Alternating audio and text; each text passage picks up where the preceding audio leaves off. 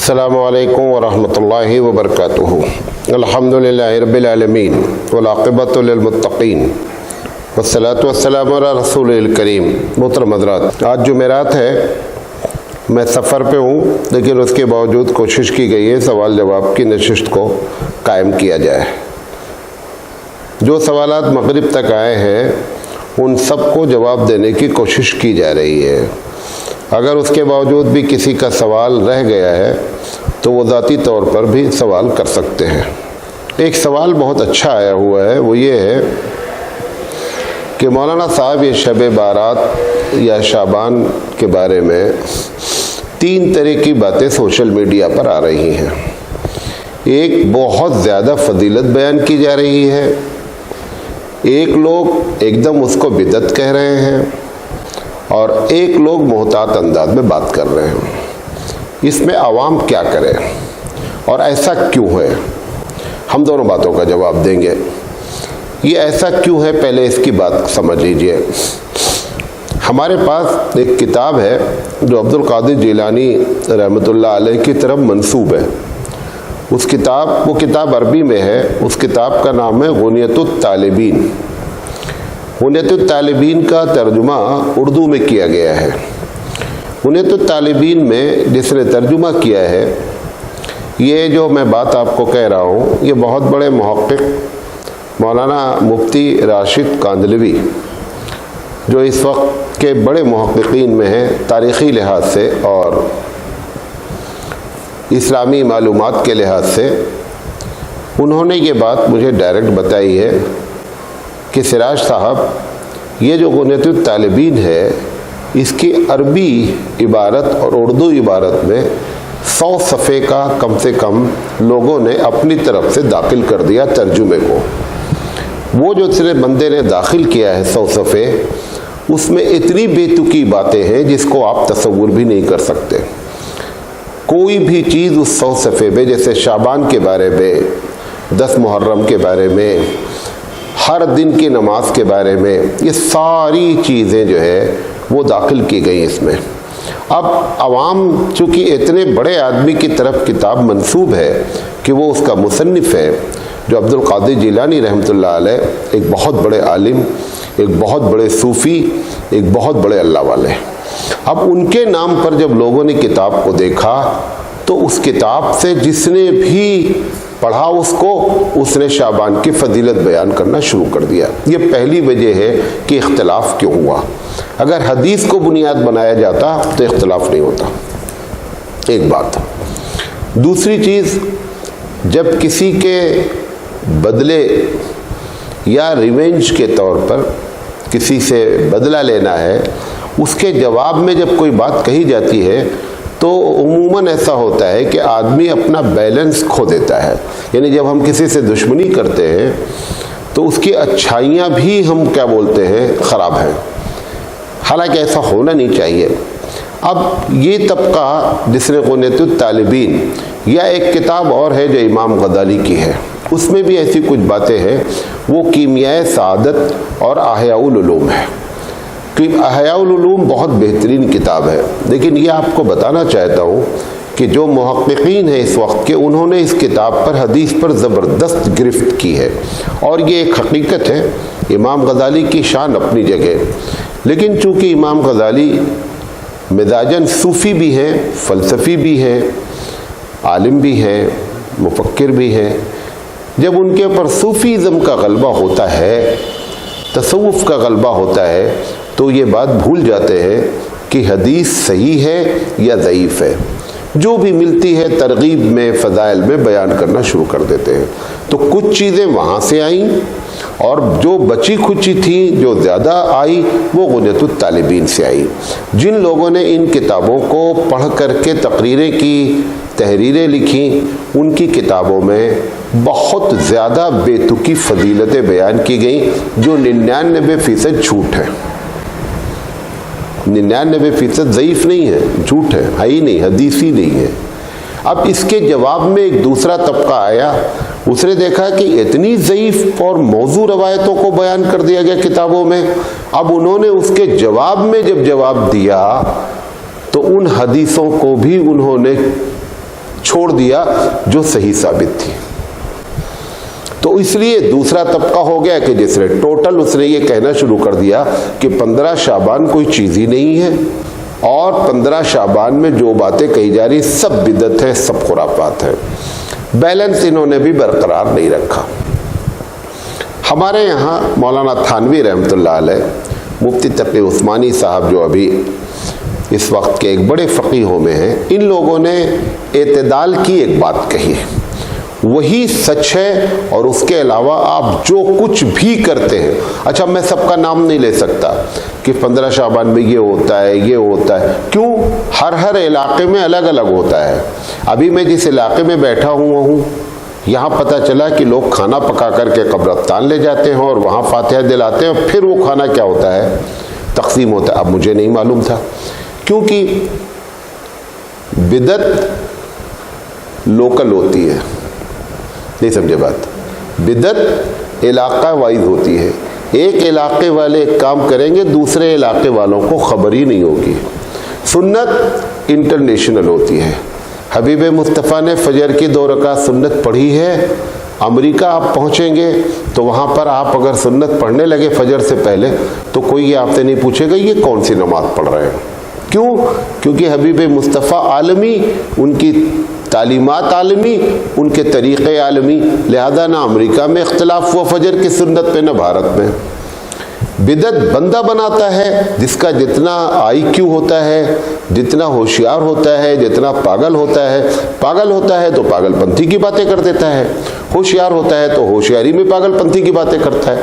کرتے سب غلط ہے، کیونکہ اللہ کے رسول کے مقابلے میں جو چیزیں ہیں ہوشیاری سے بھی کی جائے وہ بھی غلط ہے۔ تو نتیجہ یہ نکلتا ہے کہ ہر علاقے میں 15 شعبان کے الگ الگ ہے۔ تو میں کس کا نام لوں؟ میں ایک جملے میں آپ کو بتانا چاہتا ہوں کہ آپ جو کچھ کرتے ہیں اس میں سے سب کچھ غلط ہے سوائے 3 باتوں کے۔ 3 بات ہی صحیح حدیث سے ثابت ہے، یا ضعیف ہے لیکن کئی ضعیف حدیثیں مل کر کے اس کو تقویت پہنچا دیتی ہے۔ پہلی چیز یہ ہے کہ روزہ، یہ مولانا تھانوی نے لکھا ہے۔ تقی عثمانی مدد اللہ کی اپنی تحقیق ہے کہ روزے کے بارے میں بھی جو حدیث ہے وہ ایک دم صحیح نہیں ہے، انہوں نے اس کا بھی انکار کر دیا ہے۔ دوسری چیز ہے رات میں تنہا انفرادی طور پر بغیر اجتماعیت کے عبادت کرنا، یہ جو آپ مسجد میں کر رہے ہیں یہ تو قطعی غلط ہے۔ اس کا ویسے بھی آپ کو بتا دیں کہ نفلی عبادتیں اسلامی پالیسی میں کبھی بھی جو ہے وہ مسجد میں نہیں ہوتی ہیں۔ حبیب مصطفیٰ صلی اللہ علیہ وسلم تو نماز کے بعد کی سنت بھی مسجد میں نہیں پڑھتے تھے، گھر میں آ کے پڑھتے تھے۔ اور آپ نے یہ بات بھی فرمائی کہ لوگوں اپنے گھروں کو قبرستان نہ بناؤ، لہذا جو کچھ بھی آپ کرتے، جیسے آپ لیلۃ القدر میں مسجد میں اجتماعی عبادت ہوتی ہے وہ بھی غلط ہے۔ شب معراج کوئی چیز ہی نہیں ہے، اس میں جو کچھ آپ کرتے ہیں وہ تو غلط ہے ہی ہے۔ شعبان میں 15 شعبان کی رات میں مسجد میں جو کچھ ہوتا ہے، مسجد کو سجانا، وہ بھی ایک دم غلط ہے۔ اگر کرنا ہے صحیح تو صرف عبادت ہے، آپ عبادت اپنے انفرادی طور پر کر لیں۔ بعض لوگ کہتے ہیں مولانا آج کی رات میں تقدیر لکھی جاتی ہے، فلاں ہوتا ہے۔ اچھا ہم تقدیر لکھی جاتی ہے، کیا کر لیں گے آپ؟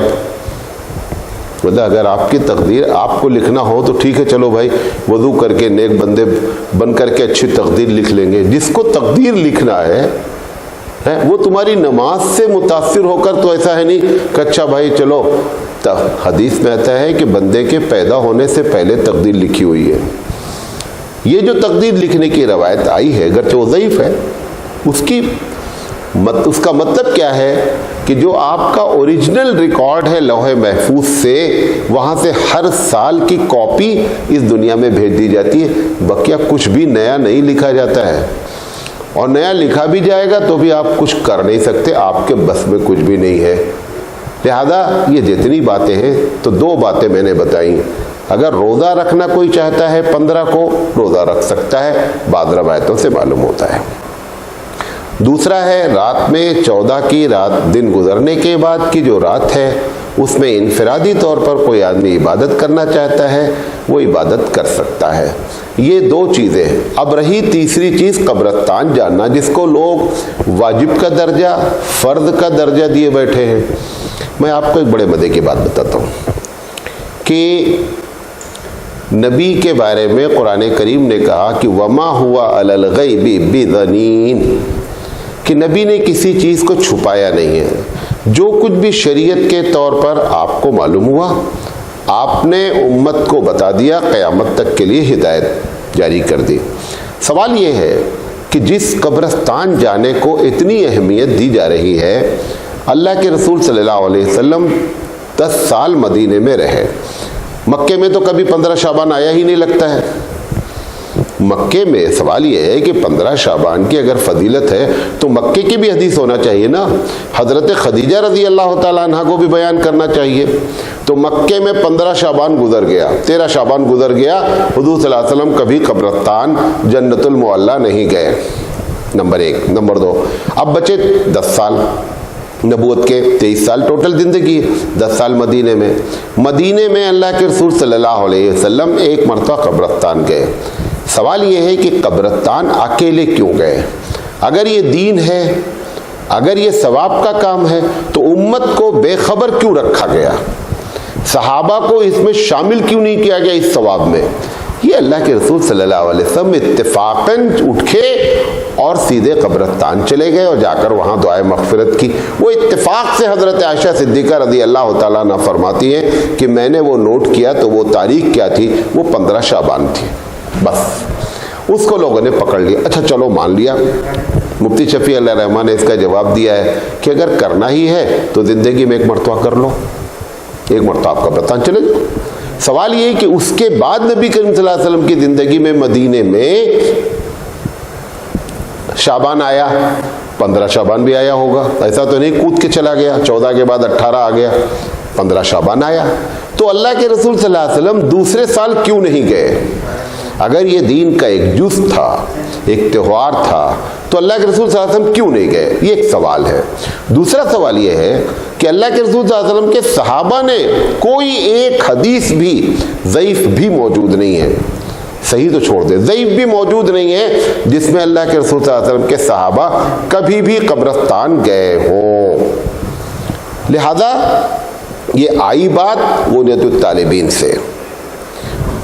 اتنی جتنی باتیں، چونکہ ہر آدمی نے اپنے طور پر بدعت چالو کیا تو بدعت ہمیشہ علاقائی ہوتی ہے، ہر علاقے میں ہوتی ہے۔ بہرحال خلاصے کلام یہ ہے کہ ایک جواب دینا چاہتا ہوں، آپ جو کچھ کر رہے ہیں سب غلط کر رہے ہیں، سوائے روزہ رکھنے کے، رات میں انفرادی عبادت کرنے کے اور زندگی میں ایک مرتبہ قبرستان جانے کے۔ بقیہ جو کچھ بھی کیا جا رہا ہے اس کی کوئی حقیقت نہیں ہے۔ یہ پہلا سوال آیا تھا، اس کا جواب میں نے دیا۔ دوسری بات پوچھا گیا ہے کہ مولانا صاحب بعض علاقے میں پیر کے نام پر بکرا ذبح کرتے ہیں اور دعوت کرتے ہیں۔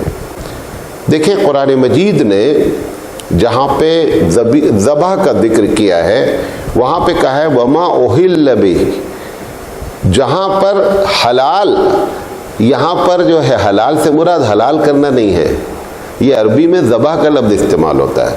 وما اہل بغیر اللہ، کہ جو چیز اللہ کے نام کے علاوہ منسوب کی گئی، جیسے آپ نے کہا کہ یہ عبد القادر جیلانی رحمۃ اللہ علیہ کے نام کا بکرا ہے، یہ پیر صاحب کے نام کا بکرا ہے، اس پر آپ پورا قرآن پڑھ کر کے بھی ذبح کر دیں تو بھی اس کا گوشت کھانا جائز نہیں ہے۔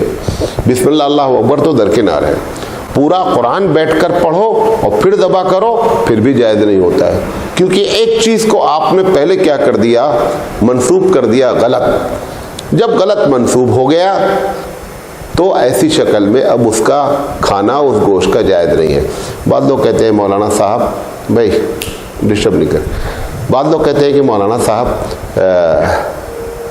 ولیمہ کا بکرا آپ اس کو بھی بکرا منسوب کرتے ہیں، عقیقے کا بکرا اس کو بھی آپ عقیقے کا بکرا بولتے ہیں، تو منسوب تو یہاں بھی ہو رہا ہے، اس کو ناجائز آپ نے کیوں نہیں کہا؟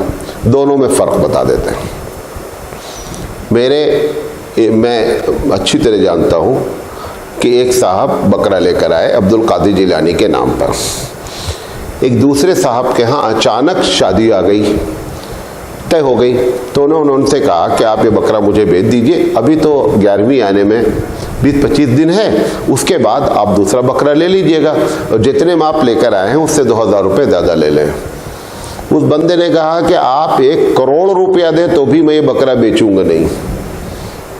अगर अकीके के नाम पर बकरा आया मिसाल के तौर पर, और एक आदमी ने कहा कि मुझे ज़रूरत है, मेरे यहाँ आज मेहमान आ गए, बकरा दे दीजिए, वो कह ले जाओ भाई, हमको 5000 रुपये देना, हम दूसरा बकरा ले आएंगे। ये बकरे की निस्बत में उस बकरे की निस्बत में फ़र्क देखा आपने? जो अब्दुल कादिर जिलानी रहमतुल्लाह अलैह के नाम पर या पीर के नाम पर आया है, उसको अगर नुकसान कर दे तो डंडा नहीं मारते, अगर उसकी कीमत ज़्यादा लगा दी जाए तो उसको बेच नहीं सकते। ये दोनों में ज़मीन आसमान का फ़र्क है। वो लफ्ज़ी निस्बत है, ये अक़ीदे की निस्बत है। बात मेरी समझे?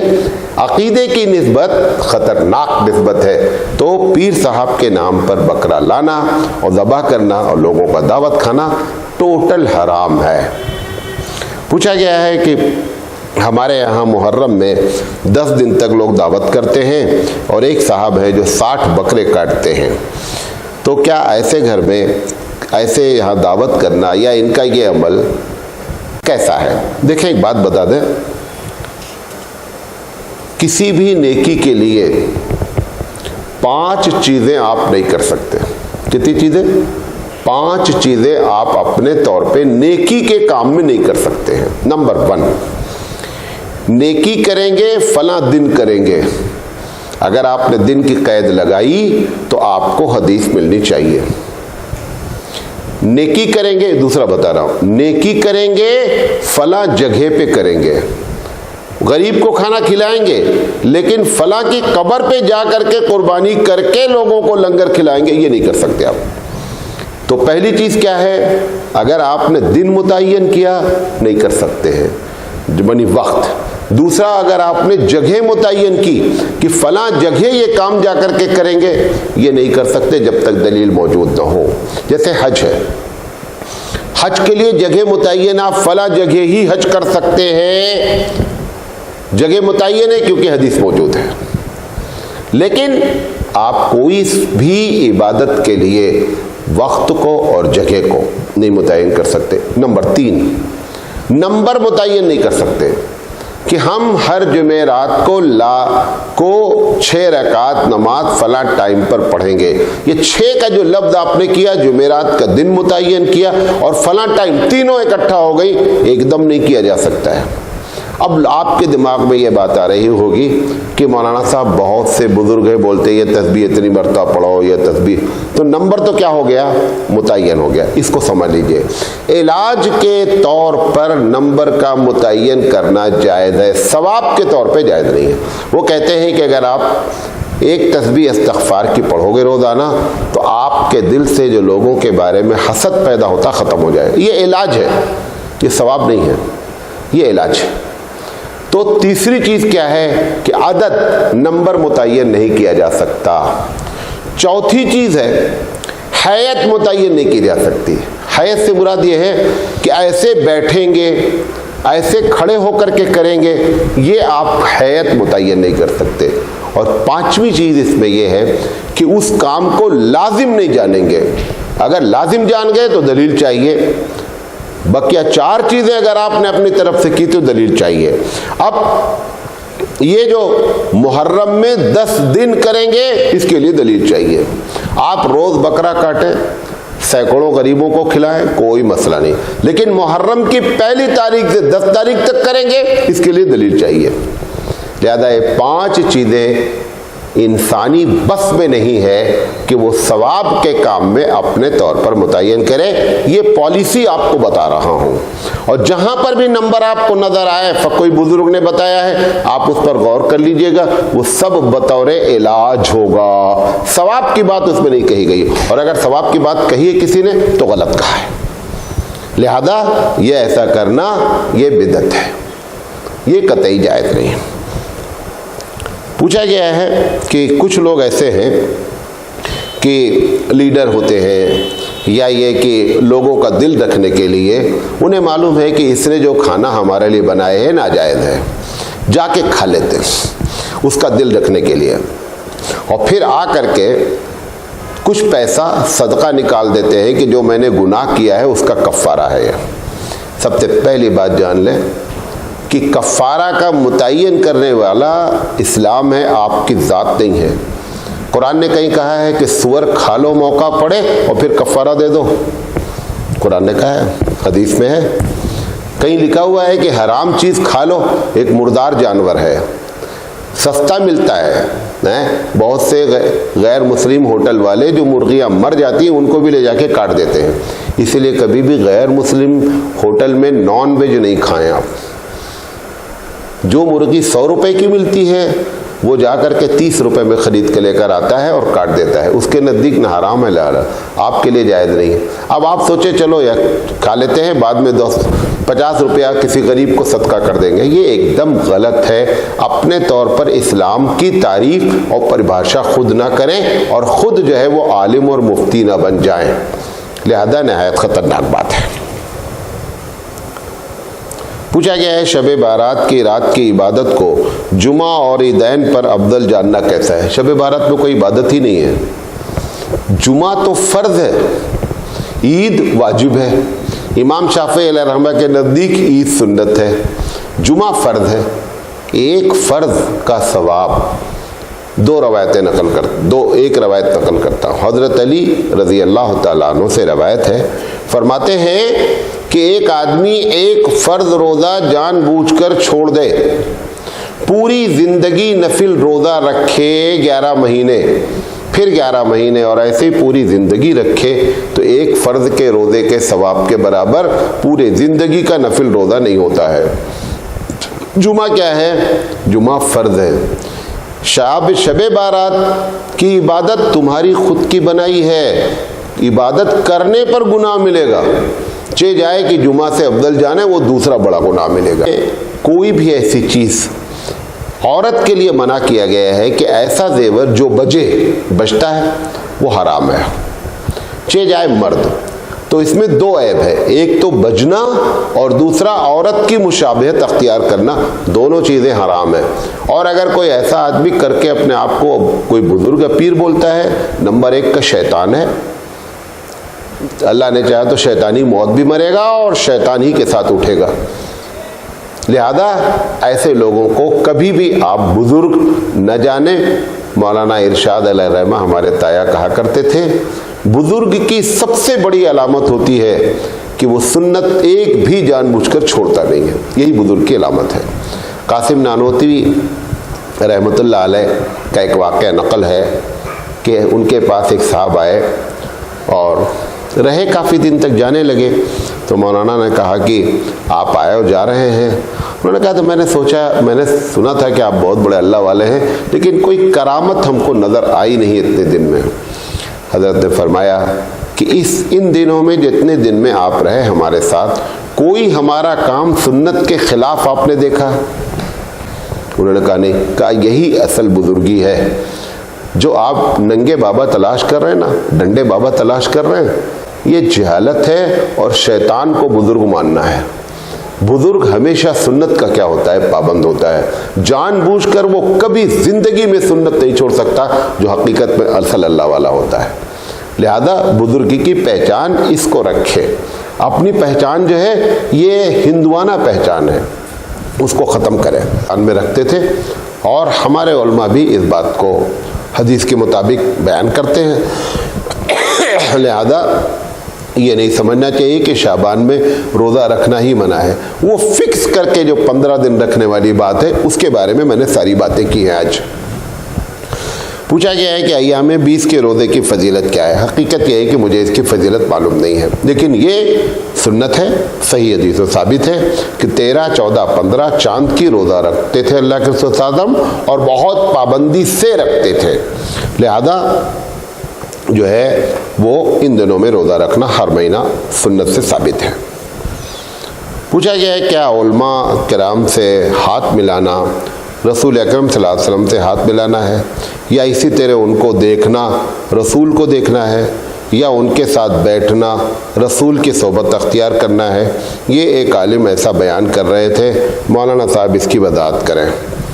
دیکھیں عالم 2 طریقے کے ہوتے ہیں، ایک عالم وہ ہوتا ہے جو واقعی میں عالم ہے، ایک وہ عالم ہوتا ہے جو سنی سنائی باتیں لوگوں کو بیان کرتا ہے، یہ سنی سنائی بات ہے، ایسی کوئی حدیث نہیں ہے، اور اگر انہوں نے حدیث کا نام لے کر کے بیان کیا ہے تو اللہ کے رسول پہ جھوٹ باندھا ہے۔ اور بخاری کی روایت ہے کہ من کذب علی متعمدا فلیتبوأ مقعدہ من النار، کہ جو آدمی مجھ پر جان بوجھ کے جھوٹ بولے وہ اپنا ٹھکانہ جہنم بنا لے۔ لہذا ایسی کوئی روایت موجود نہیں ہے میرے علم میں، خاص کر اگر آپ کو کبھی مل جائے تو میرا نمبر ہمیشہ واٹس ایپ پہ جاتا ہے، آپ مجھے بھیج دیجئے گا، لیکن میں آپ کو پورے وثوق سے بتاتا ہوں کہ یہ کوئی ایسی حدیث موجود نہیں ہے۔ مولانا صاحب ایک سوال یہ بھی آیا ہوا ہے کہ ایک عالم صاحب یہ کہہ رہے تھے کہ جس قبرستان میں عالم چلا جاتا ہے وہاں 40 روز تک اس قبرستان میں کسی بھی آدمی کو عذاب نہیں ہوتا ہے، اس کی کیا حقیقت ہے؟ یہ بھی ایک دم جھوٹ ہے، اس کی بھی یہ کوئی روایت نہیں ہے۔ اگر یہ معلوم ہو یہ روایت صحیح ہے تو علماء کی ایک ذمہ داری لگا دینی چاہیے، ہر قبرستان میں روزانہ چلے جائیں، 40 دن تک وہاں سے لوگوں کا عذاب ٹل جائے، اس سے بڑی رہے تو لوگ علماء کو تو خرید لیں گے کہ بھیا چلو 5 منٹ کے لیے ہیں، اور سب لوگوں کے عذاب کو آپ بچا دیجئے پہنچ کر کے۔ جب آدمی اصل میں اپنی طرف سے باتیں کرتا ہے نا تو بھول جاتا ہے کہ اس پر کراس کوسچن کیا بنیں گے، اس پہ سوالات کتنے آئیں گے، کہاں سے آئیں گے، وہ بیچارہ اس بات کو بھول جاتا ہے، اور واہ واہ میں فضائل میں لوگ جو ہے وہ، حالانکہ آپ کو یہ بھی بتا دوں، میں علماء کو بتانا چاہتا ہوں کہ اب پبلک سوشل میڈیا کی وجہ سے وہ اتنی بیوقوف نہیں رہ گئی ہے جو اتنا 5 سال پہلے تھی، کہ 5 سال پہلے تک آپ ایسی باتیں کہتے نا تو ہو سکتا ہے لوگوں ہضم کر لیتے، لیکن اب یہ ہضم نہیں ہوگی۔ بہت محتاط انداز میں گفتگو کیا کریں، چاہے اسٹیج سے، چاہے جمعہ سے، اور چاہے سوشل میڈیا پر۔ اب دنیا بہت ہوشیار ہو گئی ہے، اور دنیا کی ہوشیاری کی وجہ سے اگر آپ کے منہ پہ کوئی آپ کو نہیں بولے گا لیکن پیچھے جا کر آپ کا مذاق اڑائے گا، لہذا اس کا خیال رکھنا چاہیے۔ پوچھا گیا ہے کہ مولانا صاحب ہر نبی کو اللہ تعالیٰ نے آزمایا، کیا یوسف علیہ السلام کی آزمائش ان کی خوبصورتی تھی؟ نہیں، یوسف علیہ السلام کی آزمائش کنویں میں ڈالنا، یوسف علیہ السلام کی آزمائش جیل میں رہنا، یہ آزمائش تھی جو اللہ تعالیٰ نے یوسف علیہ السلام پہ ڈالی، اور یوسف علیہ السلام اس پہ کھرے اترے۔ پوچھا گیا ہے کہ کیا فجر کی نماز فرض پڑھ لینے کے بعد جب تک سورج نہ نکلے اور اشراق کا وقت نہ ہو قرآن کی تلاوت کرنا بھی منع ہے؟ ایک دم غلط بات ہے، یہ نفل نماز پڑھنا منع، یہ بھی آپ کو بتا دیں۔ فرض نماز بھی پڑھی جا سکتی ہے، مطلب آپ نے فجر کی نماز پڑھ لیا فرض، اب آپ کو یاد آیا کہ میری کل کی فجر چھوٹ گئی تھی، وہ آپ اس کے بعد پڑھ سکتے ہیں، صرف نفل نماز منع ہے، فرض نماز نہیں منع ہے۔ فرض نماز صرف 3 ٹائم میں منع ہے، جب سورج نکل رہا ہو تو کوئی نماز نہ پڑھی جائے، نہ سنت نہ فرض، جب سورج ڈوب رہا ہو نہ سنت پڑھی جائے نہ فرض پڑھی جائے، یا یہ کہ جب زوال کا وقت ہو، ایسے 3 وقت کے علاوہ بقیہ فرض نماز کسی وقت بھی پڑھی جا سکتی ہے۔ جو مکروہات نماز کا ذکر ہے، خاص کر عصر کی نماز کے بعد سے لے کر سورج ڈوبنے تک، فجر کی نماز سے لے کر سورج نکلنے تک، یہ مکروہ وقت کہلاتا ہے۔ یہ مکروہ وقت سنت نماز کے لیے ہے، نفل نماز کے لیے ہے، فرض نماز کے لیے نہیں ہے۔ فرض نماز آپ کسی وقت بھی پڑھ سکتے ہیں۔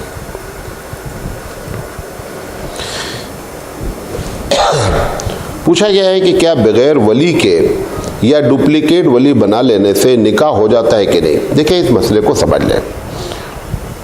امام شافعی علیہ الرحمہ کا کہنا یہ ہے کہ اگر شادی ہو رہی ہے تو ولی ہونا شرط ہے، لڑکی کی طرف سے دونوں کو راضی ہونا شرط ہے، اور دونوں کے درمیان میں 2 مسلمان گواہوں کا ہونا لازم ہے، اور مہر۔ ان کے نزدیک 4 باتیں ہیں۔ امام ابو حنیفہ رحمۃ اللہ علیہ کا کہنا ہے کہ اگر لڑکی یا لڑکا نابالغ ہے تو یہ 4 باتیں ہمارے نزدیک بھی لازم ہیں، لیکن اگر لڑکی یا لڑکا بالغ ہے، دونوں بالغ ہیں، تو ولی اگر ہو جائے تو اچھی بات ہے، اگر ولی موجود نہیں ہے تو پھر ایسی شکل میں نکاح ہو جاتا ہے۔ 2 شرطیں پائی جائیں پلس مہر، دونوں کا راضی ہونا اور 2 مسلمان گواہوں کا ہونا، اور مہر اگر نہ بھی ذکر کرے گا تو بھی نکاح ہو جائے گا، بعد میں مہر متعین کر لی جائے گی۔ تو اس طریقے سے اس مسئلے میں آپ نے جو سوال پوچھا ہے وہ بالغ لڑکوں کا اور لڑکیوں کا پوچھا ہے، لہذا اگر وہاں پر ولی کوئی اپنے آپ کو ڈپلیکیٹ بنا لیا کہ میں ولی ہوں، لیکن اس کے ساتھ 2 مسلمان گواہ موجود رہے اور دونوں راضی رہے، تو پھر ایسی شکل میں نکاح ہو جاتا ہے۔ ایک صاحب نے سوال کیا ہے کہ مولانا ہمارے یہاں ابھی حال میں 3 واقعات ایسے پیش آئے کہ لڑکی کی منگنی کر دی گئی ہے، منگنی کرنے کے بعد شادی کی ایک متعارف 1-2 سال بعد کریں گے ایسا متعین کر دیا گیا۔ اب اس کے بعد لڑکی کو لڑکے نے ٹیلی فون بھیجا دیا اور مستقل باتیں کرتا ہے، ملتا ہے، سب کچھ کرتا ہے، اور جب کوئی کچھ کہتا ہے تو بولتا ہے میری منگیتر ہے۔ یہ شرعی حکم کیا ہے؟ یہ ایک دم حرام کام ہے۔ سب سے پہلی بات تو میں مشورہ یہ دوں گا کہ منگنی کے بعد ٹائم زیادہ دیا ہی نہ جائے۔ انہوں نے کہا کہ ہمارے یہاں ابھی حال میں 3 کیس ہوئے کہ منگیتر یعنی منگیتر کو وہ لڑکا لے کر کے بھاگ گیا۔ باپ نے 2 سال بعد شادی رکھی تھی، انہوں نے جا کر کے پہلے ہی شادی کر لیا۔ کیونکہ انہوں نے ٹائم بعد زیادہ رکھا۔ خیر میں تو کہتا ہوں اس نے اچھا کیا کہ وہ گناہ کرنے کے بجائے اس نے نکاح کر لیا۔ بھائی 2 سال بعد ہوتا، اس نے 2 پہلے کر لیا، بس اتنا ہی ہوا نا، اور تو کچھ تو ہوا نہیں، بھائی شادی تو پہلے ہی طے ہو گئی تھی، لہذا وہ گناہ سے بچنے کے لیے اس نے نکاح کر لیا، اچھی بات ہے۔ لیکن میں یہ بات کہنا چاہتا ہوں کہ منگنی کرنے کے بعد جو ہے وہ وقت زیادہ لمبا نہیں دینا چاہیے۔ ایک سوال آیا ہوا ہے کہ مولانا لڑکی کو دکھانا لڑکے والوں کو یہ کہاں تک جائز ہے اور اس کا کیا اصول ہے؟ یہ بات جو میں اس سوال کا جواب میں جو میں دینے جا رہا ہوں اس کو غور سے سنیں۔ لڑکی دیکھنا سنت ہے، دکھانا سنت ہے، پہلے نوٹ کریں اس کو۔ لڑکی دیکھنا سنت ہے، دکھانا سنت نہیں ہے۔ صحابی آ کر کہتے ہیں کہ میری شادی فلاں جگہ طے ہوئی ہے۔ حضور صلی اللہ علیہ وسلم نے فرمایا کہ جس خاندان کی آپ بات کر رہے ہیں وہاں کی لڑکیوں کے آنکھ میں کچھ عیب ہوتا ہے، ذرا آپ ایسا ہے کہ لڑکی دیکھ لیجئے گا۔ انہوں نے کسی طریقے سے پانی بھرنے آئی ہے، جیسے بھی آئی، الگ الگ روایتیں، انہوں نے دیکھ لیا۔ دیکھنا سنت ہے۔ یہ جو آپ نے چکر چلایا ہے کہ لڑکی کو آلو گاجر کی طریقے سے بیٹھالا جاتا ہے، سامان سمجھا جاتا ہے، لوگ آتے ہیں، ماموں آتے ہیں، خالو آتے ہیں، سب نام محرم، اور جس کو دیکھنے کی اجازت ہے وہ نہیں آتا ہے۔ یہ مزے کی بات دیکھیے، لڑکی کو اجازت ہے، اس کو لاتے ہی نہیں ہے، سب نامحرم کو لا کر کے دکھلایا جاتا ہے۔ اور کبھی کبھی ایسا بھی ہوتا ہے کہ وہ کہہ دیتے ہیں کہ مجھے پسند نہیں ہے۔ سوال یہ ہے کہ کسی بھی بدصورت سے بدصورت آدمی کو آپ جا کر بول دیں کہ آپ مجھے پسند نہیں، اس کے دل پہ کیا گزرے گی؟ یہ جو تم نے چلایا چکر دکھلانے کا، یہ سنت نہیں ہے۔ میں ایسی کم سے کم 5 لڑکیوں کو جانتا ہوں کہ جنہوں نے شادی سے انکار کر دیا، ایسے ہی 4 یا 5 مرتبہ دکھلایا گھر والوں نے اور وہ پسند نہیں آئی، اب اس نے طے کر لیا کہ مجھے شادی کرنا ہی نہیں ہے، اور اگر میں کروں گی تو اس سے کروں گی جو دیکھنے کی شرط نہ رکھے۔ یہ نتیجہ نکلا۔ عورت ایک محترم چیز ہے۔ حضور اکرم صلی اللہ علیہ وسلم نے فرمایا کہ دنیا کی تمام چیزوں میں سب سے اچھی چیز جو ہے وہ نیک عورت ہے۔ آپ نے اس کو آلو گاجر سمجھ لیا ہے، سودے بازی ہو رہی ہے۔ چلا کر دیکھتے ہیں، میں نے دیکھا سوئی میں دھاگا ڈلا کر کے دیکھتے ہیں، دوپٹہ اٹھا کر کے اس کا بال دیکھتے ہیں، سب کیا ہو رہا ہے؟ عورت نہ ہو گئی خدا نہ خواستہ بازار کا ایک سودا ہو گئی ہے تمہاری بیٹی۔ اور کرتا کون ہے؟ یہ مزے کی بات دیکھیے، سب سے زیادہ ظلم عورت پر عورت کرتی ہے، وہ عورت کرتی ہے، حالانکہ اس نے بھی جھیلا ہے، اس ماں نے بھی جھیلا ہے، لڑکے کی ماں جو کرتی ہے اس کو پھر بھی شرم نہیں آتی ہے کہ میں جو ہے یہی کام جو ہمارے ساتھ برا ہوا، کم سے کم آدمی نصیحت پکڑے اور زندگی میں یہ طے کر لے کہ میں یہ کام نہیں کروں گا۔ میں آپ کو اپنا ایک چھوٹا سا واقعہ بتاتا ہوں۔ میری بہن کی شادی ہوئی، بڑی بہن کی، میں بہن کو رخصت کرانے گیا، 1980 کی بات ہے۔ وہاں گھر والوں نے کہا کہ ہم آج رخصت نہیں کریں گے۔ میں نے کہا وجہ کیا ہے؟ وجہ کوئی بتائیے۔ آپ نے کہا تھا آئیے، میں آیا۔ انہوں نے کہا بس مطلب وہی ہم لڑکے والے ہیں، ہماری چلے گی۔ میں نے اس دن طے کیا، جو میں نے جھیلا، جو مجھے تکلیف پہنچی، کہ میں نے طے کیا ہے کہ میں اپنی بیوی کو جب وہ کہیں گے ہم ان کو بھیج دیں گے. اور آج 34 سال میری شادی کو ہو رہے ہیں, کوئی گھر والے ان کے ہاتھ تک لینے نہیں آئے. جب وہ کہتے ہیں میں پہنچاتا ہوں. ماں کہتی ہے کہ مجھے اپنی بیٹی سے ملنی. ہم نے کہا آپ کو جب کہیے میں پہنچاتا ہوں, ہوائی جہاز سے پہنچاؤں, ٹرین جیسے بھی پہنچاؤں. تو میرا یہ کہنا ہے کہ آدمی جو چیز جھیلتا ہے اس سے نصیحت حاصل کرے. مجھے تکلیف پہنچی کہ میری بہن کو رخصت کرنے کے لیے لڑکے والوں نے لڑکے پن کے دکھلایا. میں نے طے کیا کہ میری شادی جس سے ہوگی میں کبھی اس کو رخصت کرنے میں پرابلم نہیں کروں گا. تو اگر تم ماں ہو لڑکے کی اور تم نے دیکھا ہے کہ ہم کو دیکھا گیا, کیا کیا ہمارے دل پر گزری, وہی آپ دوسری عورت پر گزار رہی ہیں. آپ کو شرم نہیں آتی ہے؟ خدا کا خوف کھائیں. عورت کا احترام کریں. میں مردوں سے نہیں کہہ رہا, میں عورتوں سے کہہ رہا ہوں. یہ ساری پرابلم عورتیں کرتی ہیں. لہذا دیکھنا سنت ہے, دکھانا سنت نہیں ہے. بڑے بڑے شریف لوگ کہتے ہیں کہ ٹھیک ہے بھائی آپ آئیے میری لڑکی کو دیکھ لیجئے. یہ جو آپ کہہ رہے ٹھیک ہے, مجبوری وہ ایک الگ بات ہے, لیکن آپ یہ سمجھے کہ سنت ہے. سنت دیکھنا ہے. دیکھنے کا طریقہ کیا ہو سکتا ہے؟ بچی کالج میں پڑھتی ہے, دیکھ لیجئے. بچی کسی شادی میں گئی ہے, دیکھ لیجئے. کسی فنکشن میں گئی ہے, دیکھ لیجئے.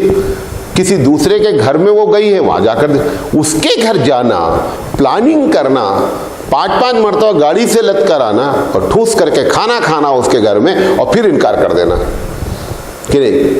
ایک نکاح میں ایک محفل میں گئے, بہت قریبی ہمارے تھے, تو 80 لوگ آئے منگنی میں. کتنے؟ 80 آدمی. کہنے لگے مولانا صاحب یہ نکاح کا سنت طریقہ بتا دیجئے. مولانا ہیں فری میں ملے ہیں, تقریر کرا لو. میں نے کہا ایک تو پہلی سنت آپ نے ادا کی جو 80 آدمی آئے ہو. ہم نے کہا یہ سنت آپ نے ادا کیا, کیوں مذاق اڑاتے ہو دین کا یار؟ بولو کہ مجھے اپنی مرضی سے شادی کرنی ہے, اپنی مرضی سے منگنی کرنی ہے. دین کا نام لے کر کے کہ مولانا کے اوپر روپ ڈالنا چاہتے ہو, بڑے دیندار ہو. تمہاری دینداری تو ہی نظر آ گئی کہ تم 80 آدمی منگنی میں آئے ہو, اور آپ تم مجھ سے کہہ رہے ہو کہ نکاح کا سنت طریقہ بتا دو. ہم نے کہا جیسے یہ تم نے سنت کیا, ایسے ہی سنت اپنی کرتے رہو. رسول کی سنت ہے, تمہاری سنت ہے. یہ اس طریقے سے لوگ کرتے ہیں. بہرحال اللہ ہماری حفاظت فرمائے. ایک صاحب نے سوال کیا ہے کہ ایک صاحب کہہ رہے تھے, انہوں نے گفتگو ہوئی تو انہوں نے کہا کہ ہم لوگوں کو علماء کے تابع رہنا چاہیے اور علماء کی بات سننی چاہیے.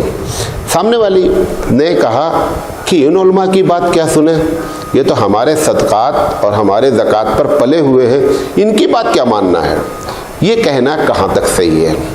سب سے پہلی بات میں ان سے جاننا چاہتا ہوں, وہ مولانا صاحب جنہوں نے کہا, یا وہ عام آدمی جس نے یہ بات کہی کہ ایک عالم زکوٰۃ پر ہماری پلا ہے, جیسے انہوں نے کہا ان کی ساری زکوٰۃ اب قبول ہو ہی نہیں سکتی.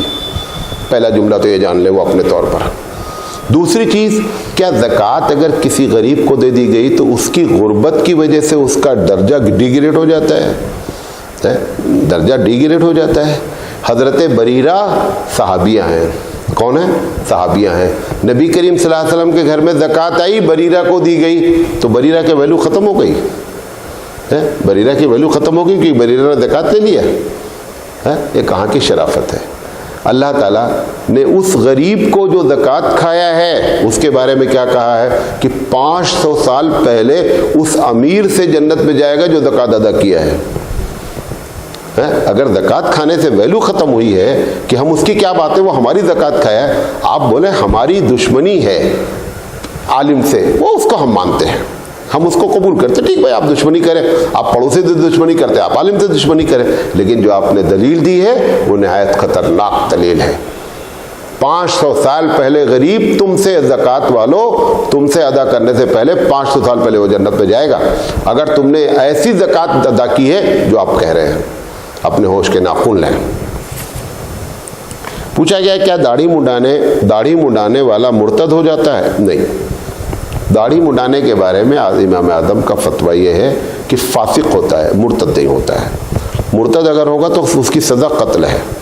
پوچھا گیا کیا خودکشی اگر کسی نے کی ہے تو اس کے لیے دعائے مغفرت کی جا سکتی ہے اور اس کی نماز جنازہ میں شرکت کی جا سکتی ہے؟ دعائے مغفرت بھی کی جا سکتی ہے اور نماز جنازہ بھی پڑھی جا سکتی ہے. پوچھا کہ مولانا صاحب سوشل میڈیا پر ایک بات آ رہی ہے کہ رمضان کی پہلی خبر اگر آپ نے کسی کو دیا ہے تو اس کی بڑی فضیلت ہے. ایک دم جھوٹی روایت ہے, گڑھی روایت ہے, موضوع روایت ہے, اس کی کوئی حقیقت نہیں ہے. پوچھا گیا کہ اذان جب جمعہ کی ہو جاتی ہے تو تجارت کا کیا حکم ہے؟ ہمارے یہاں حناف کا فتویٰ یہ ہے کہ نماز جمعہ کے لیے جو اذان پہلی ہوتی ہے اس کے بعد کسی قسم کی تجارت کرنا جائز نہیں. خاص کر میں نے دیکھا ہے, پوچھا بھی گیا ہے سوال, کہ مسجد کے پاس ٹوپی تسبیح عطر کی دکان لیے بیٹھے رہتے ہیں اور اذان ہونے کے باوجود تجارت کرتے ہیں. وہ سمجھ رہے ہیں کہ ہم ٹوپی بیچ رہے ہیں, تسبیح بیچ رہے ہیں, لہذا ہمارا جائز ہے. ایک دم غلط ہے. پوچھا گیا تکبیر اولا کب تک شمار ہوتی ہے؟ جیسے امام نے کہا اللہ اکبر, تکبیر اولا کی فضیلت ہے کہ آپ تکبیر اولا میں شامل ہو جائیں, تو کب تک شمار ہوتی؟ جب تک تکبیر ثانی نہ کہی جائے تکبیر اولا شمار ہوتی ہے. رکوع کی تسبیح کر لیا, آپ رکوع میں شامل ہو گئے, تکبیر اولا کی فضیلت آپ کو نہیں ملے. لیکن اگر اس نے رکوع نہیں کیا امام نے اور آپ شامل ہو گئے تو تکبیر اولا کی فضیلت آپ کو ملے گی. سوال کیا گیا ہے کہ ایک مولانا صاحب کہتے ہیں کہ ہم اگر شرک پر گفتگو کرتے ہیں تو جو لوگ ہمارے ساتھ جڑے ہیں وہ ٹوٹ جاتے ہیں, اور اس بنیاد پر وہ کبھی شرک پر گفتگو نہیں کرتے ہیں جمعہ میں نہ ویسے. اس کی کیا شرعی ہے؟ شرعی حیثیت اس کی یہ ہے, سب سے پہلی بات یہ ہے کہ لوگوں کو جوڑنا مقصد نہیں ہے. بھیڑ اکٹھا ہو جائے, بہت سے نبی حدیث میں, صحیح حدیث پہ ہے کہ جب وہ قیامت میں چلیں گے تو ان کے پیچھے ایک آدمی ہوگا. ایک حدیث میں یہ بھی ہے کوئی بھی نہیں ہوگا. کیوں؟ کیونکہ انہوں نے ان باتوں کو غلط کہا, لوگ جڑے ہی نہیں. جڑنا مقصود نہیں ہے, مقصود توحید پرست بنانا ہے. نبی کریم صلی اللہ علیہ وسلم نے 13 سال مکے میں اگر شرک کے خلاف بات نہ کی ہوتی تو مخالفت کی کوئی وجہ ہی نہیں ہے. سب 40 سال تک آپ کو بہت اچھا انسان بولتے تھے, صالح نوجوان, امین, صادق, سب کچھ بولتے تھے. صرف ایک کام آپ نے کیا کہ شرک کے خلاف بولنا شروع کر دیا, مجمع ٹوٹ گیا. مجمع ٹوٹ جانے دو. اور اچھا ایسے لوگ لے کر کے کیا کرو گے؟ ہمارے ساتھ 200 آدمی چلیں اور 200 آدمی شرک کرنے والے چلیں, یہ 200 سے چلنے کے بجائے آپ تنہا چلتے وہ زیادہ بہتر ہے. لہذا مولانا صاحب کا یہ کہنا کہ میں جمعہ میں خطبہ یا شرک پر نہیں کہتا ہوں کیونکہ مجمع ٹوٹ جائے گا, بہت بڑی غلط فہمی اور منہج نبوی کے خلاف ہے. کوئی بھی یہ بات کہتا ہو اور کوئی اس پالیسی کے تحت شرک پر گفتگو نہیں کرتا ہو, خاص کر شرک پر. اللہ کے رسول صلی اللہ علیہ وسلم نے گناہ کرنے والے, ایمان لانے والے آئے, بولا میں فلاں گناہ کرتا ہوں, آپ نے کہا ٹھیک ہے ایمان قبول کر لو, بعد میں دیکھا جائے گا. لیکن شرک کرنے سے ایک مرتبہ بھی کمپرمائز نہیں کیا گیا.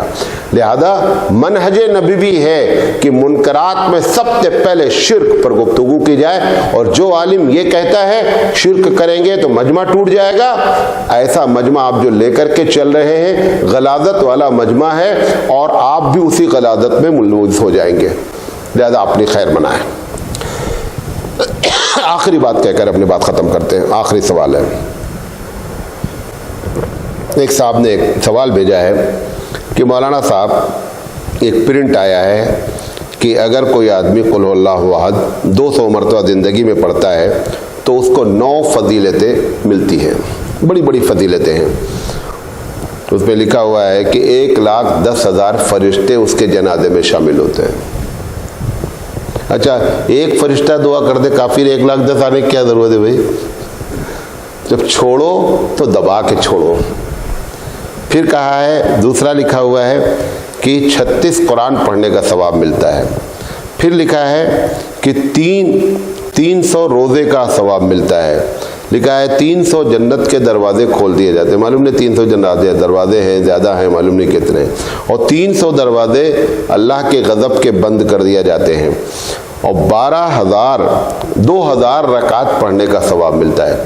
جتنی باتیں ہیں ٹوٹل جھوٹ ہے, ضعیف حدیث بھی نہیں ہے, ٹوٹل جھوٹ ہے.